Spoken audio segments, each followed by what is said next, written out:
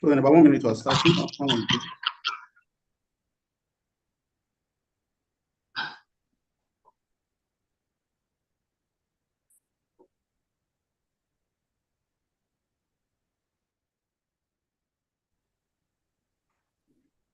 Okay, let's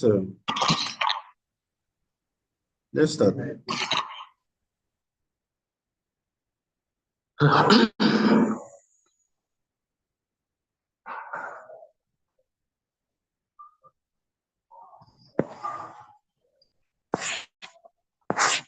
Okay, let's begin. Good morning, everyone. Let me formally welcome you to this let me formally welcome you to this broadcast, Politics Hour Meets the Candidates. It's a program organized by COBEM and the Aspirant Digital Media, whereby we meet aspirants who are aspirants to the office,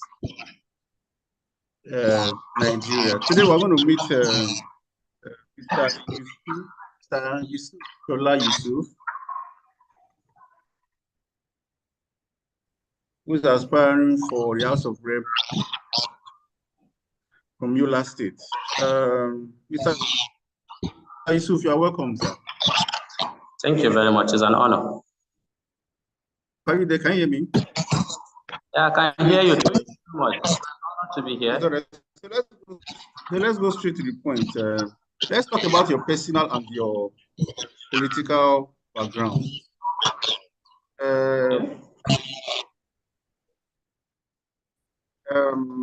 Can you share a brief background about yourself and what inspired you to go into politics? Okay, a very good morning to everyone watching this program. It's an honor bestowed upon me to come to this program.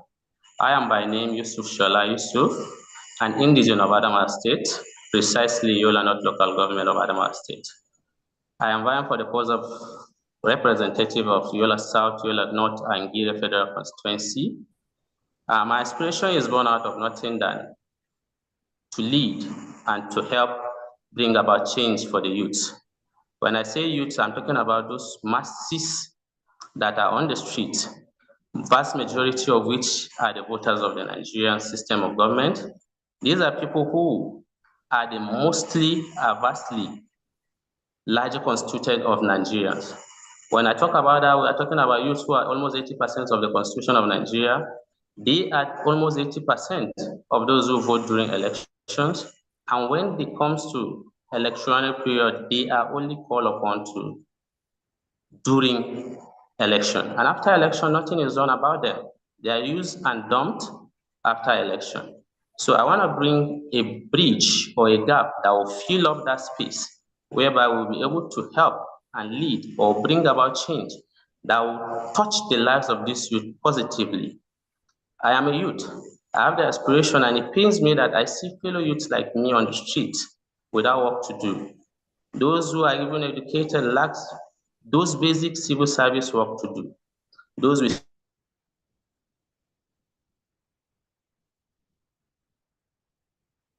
soft skills can't even afford to go into I want to bring that meaningful development. I want to be that gap. I want to be that person that will bring about a change in the system of government, that will see a system whereby every laws that will be brought on board that will touch the life of the youth should and be done by them. It should be a system, a bill that will be done for the youth, and it should be purposely for the youth. That's my only aspiration for now. All right, Mr. Shola Yusuf, thank you. Most people who are actually skeptical about where people want to vie for the House of Rep. They actually feel I don't just go to Japan because Japan may like take part in the national team, but they really need something clear from you. Why do you want to really represent your constituency in the House of Reps? Apart from the one little you said, can you expatiate on that? Why exactly do you want to represent your constituency in the House of Representatives? Okay, thank you for that question. The main reason, like I said earlier, let me expatiate more. 80% of my constituency are youth, and 80% of those who goes out on that election day are youth. These are the people who are being used before election. Then immediately after election, they are discarded. How are they discarded? Now, for example, the person who is representing my state or my constituency presently is someone who is far away from the constituency, is someone who doesn't even stay within the constituency, is someone who is discharged from the constituency. Then how will he know the problem of these people? We have a lot of youths who went to school, who have even graduated, and they can't get a work to do. Most of my colleagues who went to university with me are working in private schools. Is that the only way out?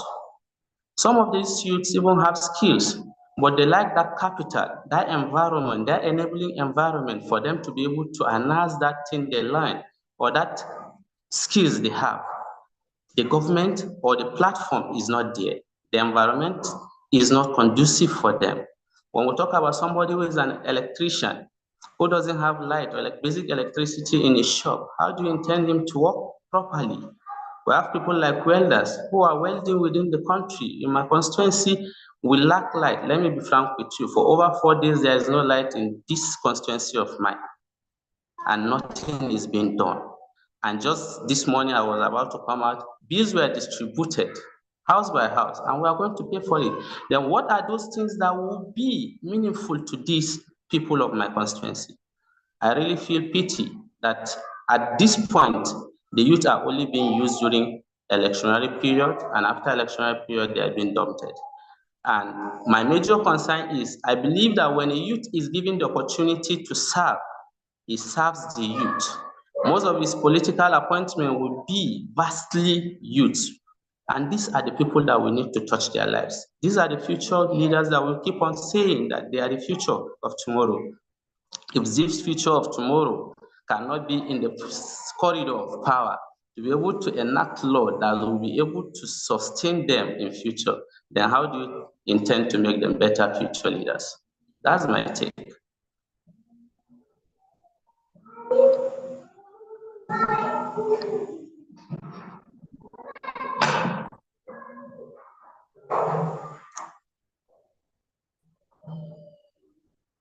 Can you speak louder? I'm not hearing you. Okay, thank you. Thank you. I believe you can hear me now, right? Yeah, I can. All right, so yeah, that was explicit where you checked just now. I would like to know, as a politician and as a member of problem, in line with our vision and our values, what values do you think you stand for as a politician? What are you really bringing to the table? What values do you stand for as a politician and a member of problem? A patriotic Nigeria. A patriotic Nigeria.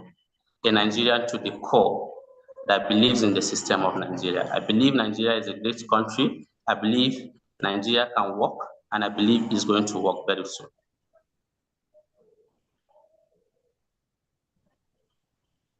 All right. So, how's your past relationship and experience? Can you hear me?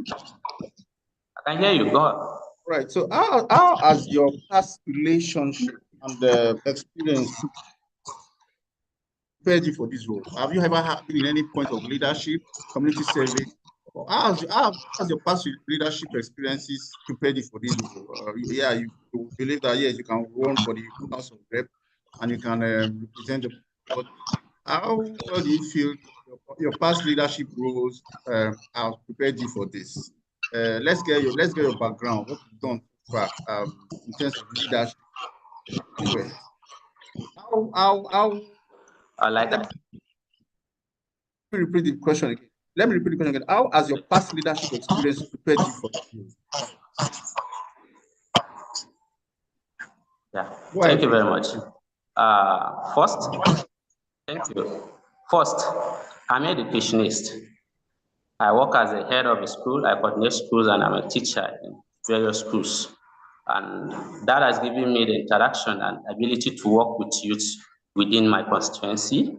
Secondly, I'm an advocate of youth development in my state. I was opportune to meet youth and carry out some pet projects with my organization, DAHAB Foundation.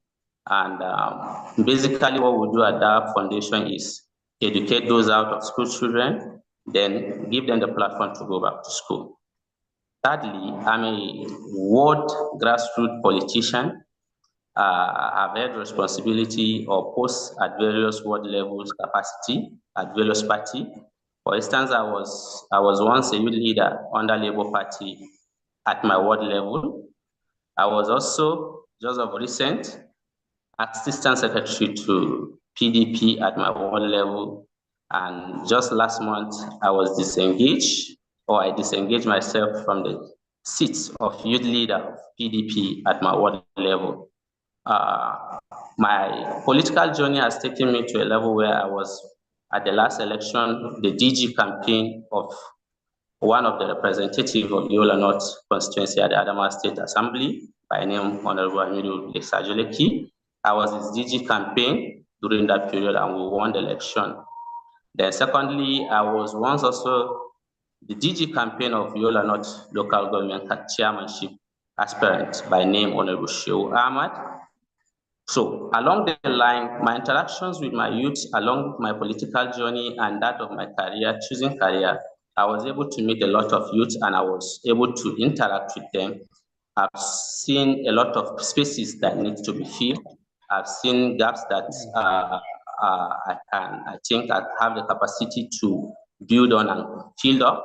So little about me is that I'm a grassroots politician and had the role of a principal, coordinator of a school, interact with youth, and I have a pet organization which I use to help those out of school children, like I said, and it's a journey that has touched the lives of many people and built me. Sounds like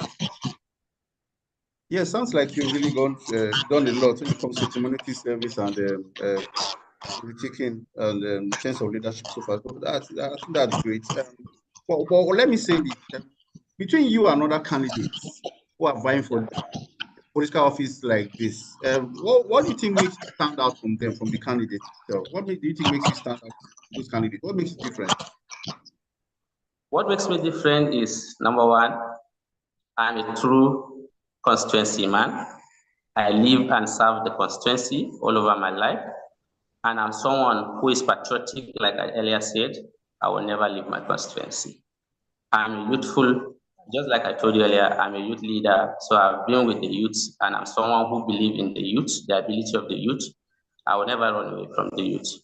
I think if I can. A lot of politicians have really done some things that really make people feel not to have faith in. Yeah. By they've reading on the kind of people, they've looking power, they're even decamping and even speaking price. What makes people to do the same thing like others did?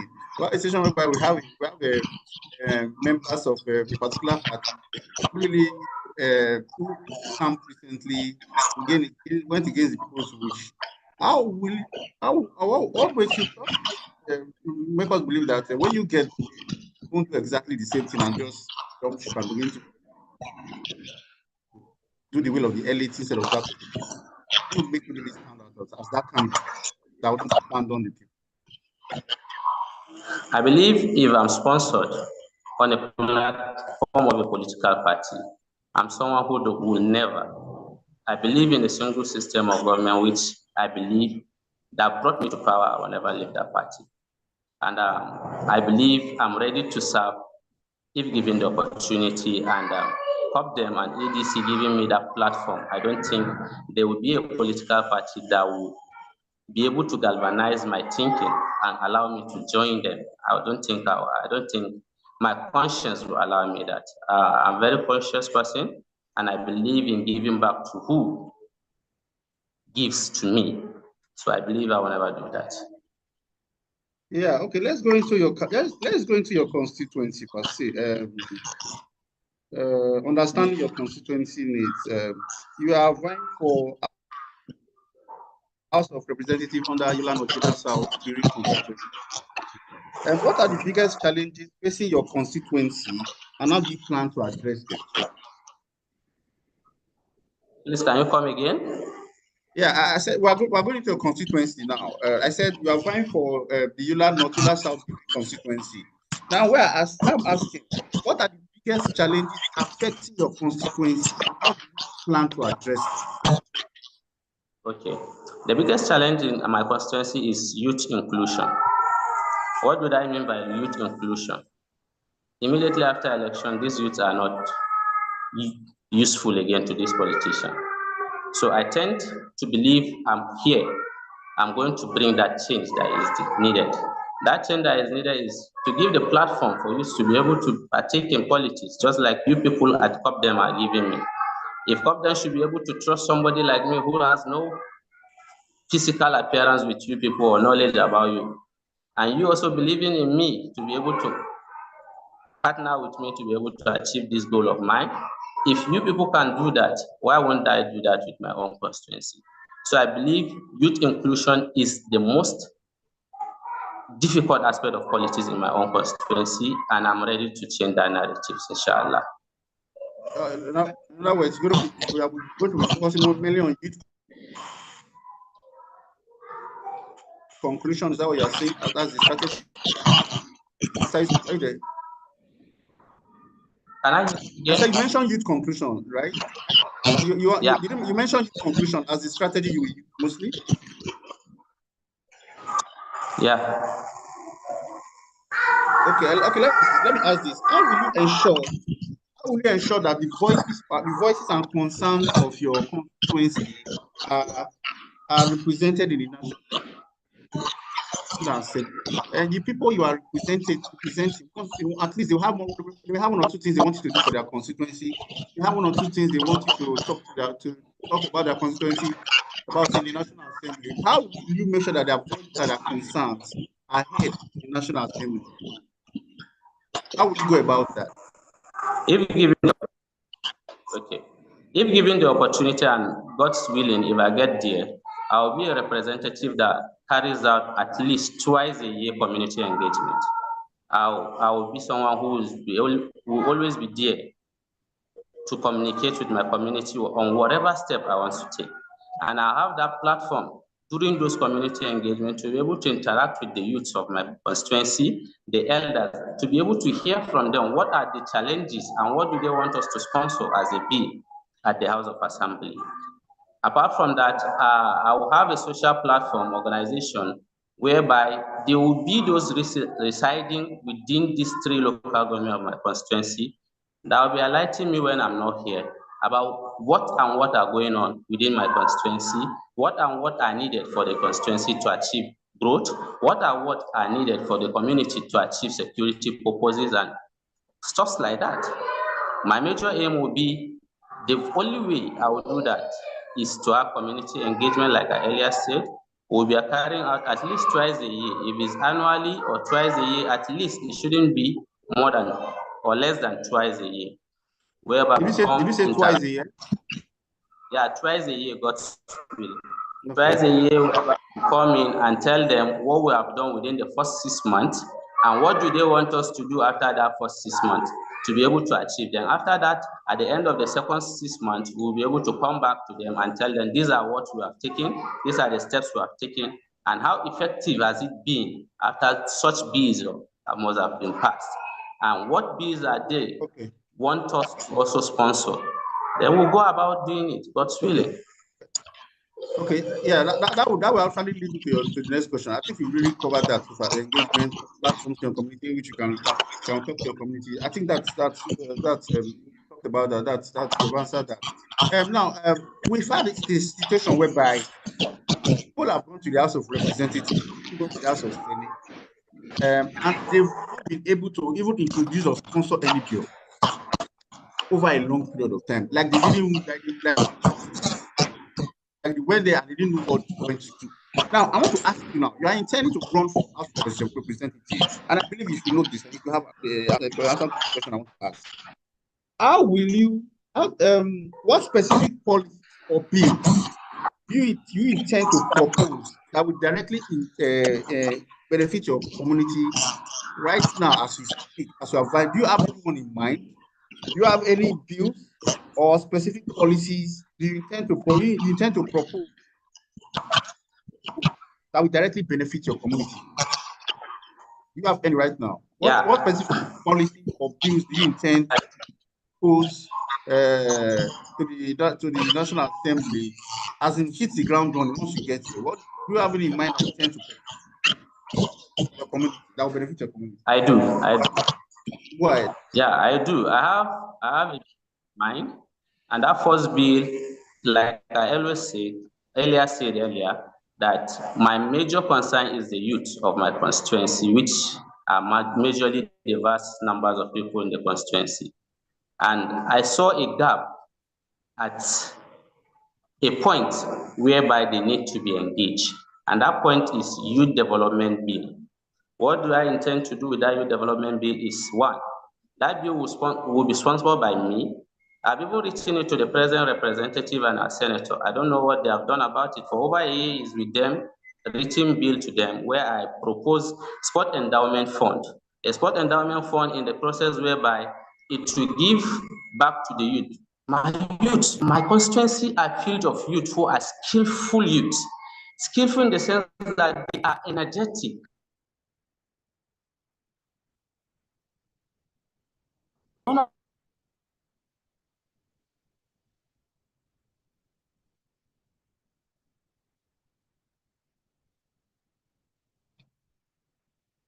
The country should have an endowment fund whereby sporting activities will be inculcated at school level, from the primary school level, secondary school level, and tertiary institution, and outside the school building. By so doing, it will enable the youth, those who are skillful in football, to have opportunity to go out of the country to represent their country. It will give them the opportunity to learn trades, such as volleyball, basketball, to be able to go out and earn. These people will be earning in dollars, not just for themselves. They'll be able to cater for their family, who are mostly vulnerable in this part of the country. If given that opportunity, if that bill should be able to be proposed and be enacted at the national level or at my own constituency level, I think it will go a long way in addressing youth restiveness in my local government. I come from a local government whereby anti-corruption processes are being done. Like, we have some security challenges that is bedeviling this community of ours called Sheila Boys. I don't know, maybe you have heard about it. These are youth under 25 years. What they do is they go around streets collecting funds from people. In so doing, if they give them, they stab people to death. So if they should be able to get those opportunities to enhance the skills that God gives to them in sporting activities, I think will address security challenges and that of youth restiveness. All right. It sounds like you have what I want to do to keep the ground running. Okay, thank you. Let's go to one of the yardstick of knowing if one has good representation of the level of development in a community. One of the yardstick in which if a lawmaker has impacted the community is the level of development that he has impacted on the community. So I want to ask you this: will you attract government projects and investments to your constituency? How will you attract government projects and investments to your constituency to have a level of development, to have impact? You get that? Can you come again? The network is a bit fluctuating. I cannot hear you, please. Can you come again, sir? Let me come again. How will you attract government projects and investments to your constituency? Okay. From the federal level. Let me repeat it. How will you attract government projects and investments to your constituency to create a level of development for your constituency? Why? I'll be someone who will be a lot. I will lobby to the extent my people will benefit from it. Any project that will be done in any part of the country, if it's coming to the northern part of this country, I will lobby till we get it for my constituency. I believe in lobbying, so I think my way will be to lobby, and I'll be someone who is respectful. I will respect the rule of law and respect the leadership of the house. By so doing, I believe who respect is given to, much is needed from him. So if I give honor to those persons, I believe when I go to the corridor to ask or seek for help for my constituency, I should be given the opportunity. All right, thank you. Let's go into development, poverty development. Let's go into unemployment, poverty. These are based on the society that just have been there and have been persistent. How are you going to tackle these issues in your constituency? How are you going to tackle poverty? How are you going to tackle unemployment? How are you going to tackle youth restiveness? If, for instance, there's some level of clashes in your community, how are you going to tackle it? How are you going to tackle poverty? How are you going to tackle unemployment? How are you going to handle poverty or alleviation in your community? Please go ahead. Okay, let me start with unemployment. Are we together? Yeah, go ahead. Let me start with unemployment. That was the main reason why I said I'm going to sponsor that sport development fund bill. If that bill could scale through, it's going to give a platform for many to benefit. Those unemployed youth will get the access to be able to become meaningful human beings within the society. Apart from that, I'm someone who has, for now, into my pet project, I've been doing much about that in terms of youth restiveness, where we are taking back those street children, school-age students back to schools. And what we do purposely in my own organization is we train them. First of all, we take them through a 6-month classes, educate them on basic arithmetic and numeracy to be able to read and write, then subject them to some examination and be able to see if they could be able to go through the educational system. And those who are able to get through that, we sponsor them to get admissions into schools where we pay their school fees and track their progress as time goes on. I think with that educational aspect, if education is inculcated into the youth, I think restiveness will be reduced drastically. Then apart from that, you talk about poverty. That's a big challenge. That's a major challenge in this part of the country. And the challenges is so enormous that we cannot say particularly these are the ways to go about it. But I believe as time goes on, we'll be able to reduce it during those processes of youth empowerment. Number one, through that sport endowment fund. Then there will be some projects that will be done that will cater for them through our. That reminds me. As a lawmaker, for instance, you are definitely at some point going to be giving some money for constituency projects. You had situations whereby money for constituency projects have been diverted. There were situations whereby money for constituency projects have been given to lawmakers, and like nothing like that would even deny it. Because such monies that come to you, for instance, are you going to use them for the betterment of your constituency in effecting some of the things you just said in answering my last question: poverty alleviation, unemployment? Can you give us a snippet of how you are going to do this? Because the idea is that most of these things are there, but most of these politicians pretend as if they are not there, as if they don't get it, but it actually comes to them. How are you going to go about and judiciously use this constituency funds? Like I was saying before you interrupted, the constituency allowances that will be given to me, if elected or voted, I will make sure it touches the life of the youth.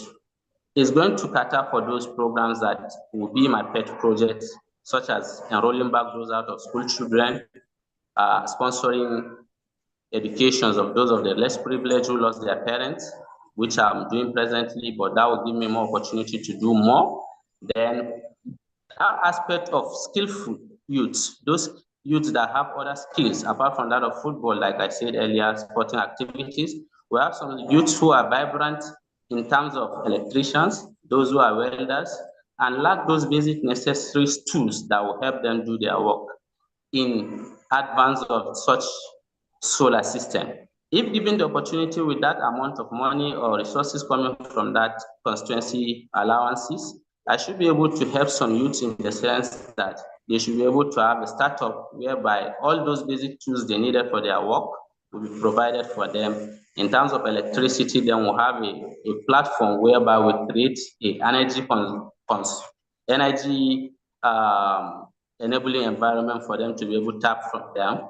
Then finally, if given the opportunity and such amount comes to me, it will be shared, or I won't be able to share it alone. I have to do it just like I told you earlier. I'll be having community engagement with my community.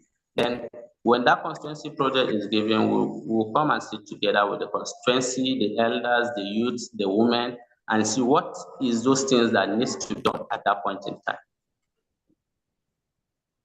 All right, thank you. Yeah, I want to ask this question before we go to the next segment. Political pressure. I think I've asked this a little bit before. In terms of political pressure, how will you be able to? How will you be committed to ethical leadership? In other words, are we sure that when you get there, you won't have a situation whereby you can't do another the long run? We've seen a situation whereby people got there to the esteemed chambers, and at the end of the day, they pass it the way to another party. How we are going to handle that pressure, stay ethical, and to stay that particular party. How we sure you are not going to become that party where you, let's say the ADC, for instance. How we are not going to become and go to another party. Did you get that? Okay, I think we have discussed that. We have discussed that in our last meeting, where we said some laws are being drafted for us to abide by, just like the signing bill, the bills we are going to, the agreement we are going to sign with COPDEM, that for anyone who is being sponsored by COPDEM will not be able to decamp or shouldn't decamp from the party they sponsor him on. And I believe I'm truthful to the sense that I will not turn my back on the hand that fits me. I'm a Muslim, a truthful Muslim, a ardent Muslim. I won't go to that level of turning my back from those who made me or those who feed me. I'm not someone who bites the finger that fits me. All right, so all right, thank you. Let's come to your campaign strategy. We're just trying to get there. Let's see how you're going to do this. On your campaign strategy, what is your campaign strategy, and how do you intend to engage voters at the grassroots level? You need their votes. It's a grassroots level. How are you going to engage voters at the grassroots level? How are you going to, let me rephrase the question. Let me ask the question again. What is your campaign strategy, and how do you plan to engage voters at the grassroots level? Okay, we have already started that with my executive at the COPDEM level, where we are strategizing to come and have a meeting precisely on 22nd of this month, where we will be sitting, then we arrange modalities on how to meet the constituency. And on a personal level, my journey in politics, I'll be able to make some connections and meet people along the line who are politically oriented and capacitated. So I've met them online. I've created a unique interactions with them, whereby very soon after this Ramadan period, I will be going out, reaching to them, most especially the stakeholders within my constituency. There are some stakeholders in the constituency who along the line, my political journey, have met and have built a strong relationship with them.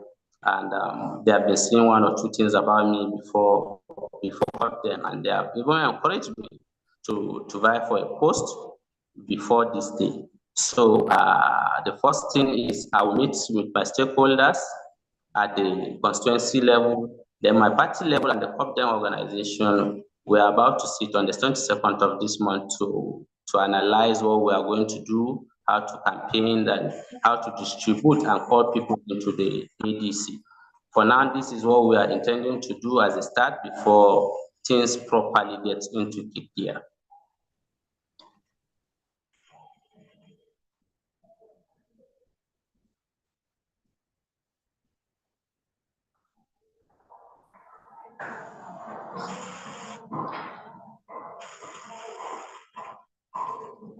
All right, can you hear me? Hello, can you hear me? Okay, I can hear you. Okay, Yeah. thank you. I got that. So let's go to the next question. The problem is your. Let me regard. Let's come to problem. Problem right now has a lot of members and structures across the country. In fact, where you are right now in Yola, problem has you have a lot of members. My question is, problem is like your base, and it's very important that you rally your base, which is your background in an election. And so I'm going to ask. I don't know what level of involvement. I want to know. Do you plan to mobilize and unite Copeland members in your constituency for a strong electoral victory? Let's say I am going to do that, but that's also going to be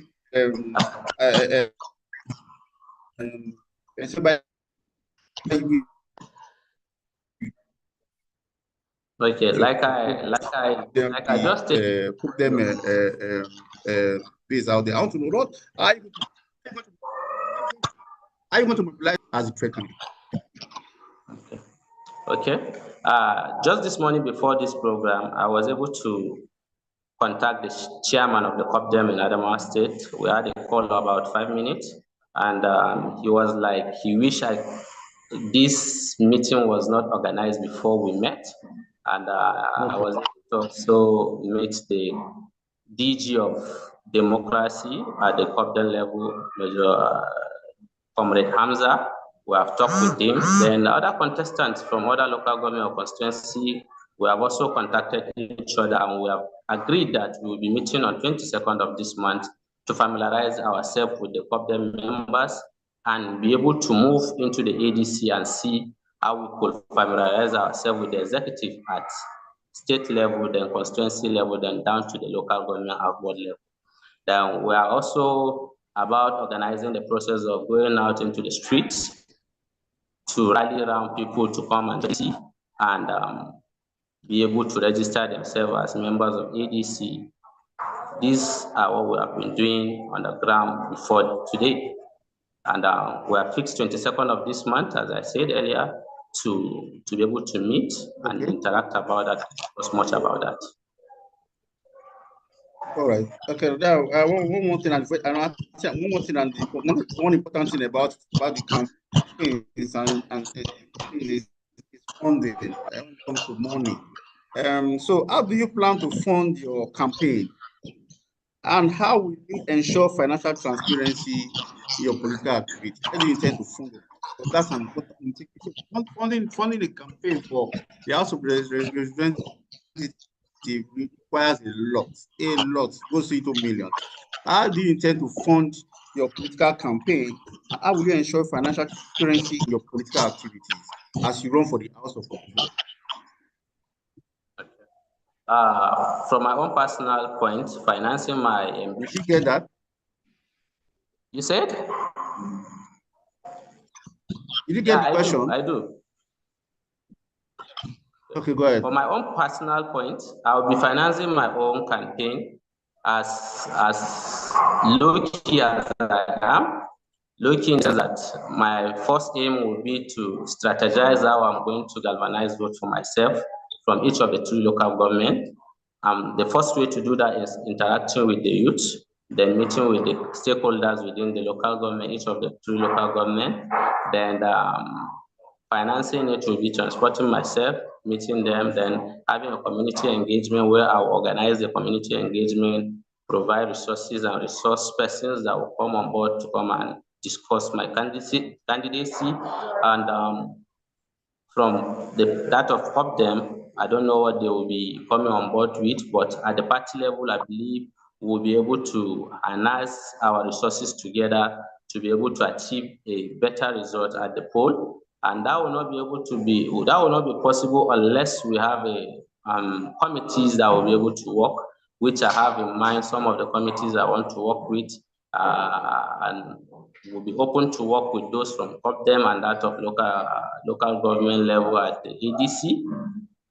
Is a process of my financing will be a process of I am those around me. Those around me, we are going to do it together and we'll achieve success together. We'll finance it together, and those things that need to be done with resources like money, we'll find a way to do it. from family and friends, then personally from my own budget.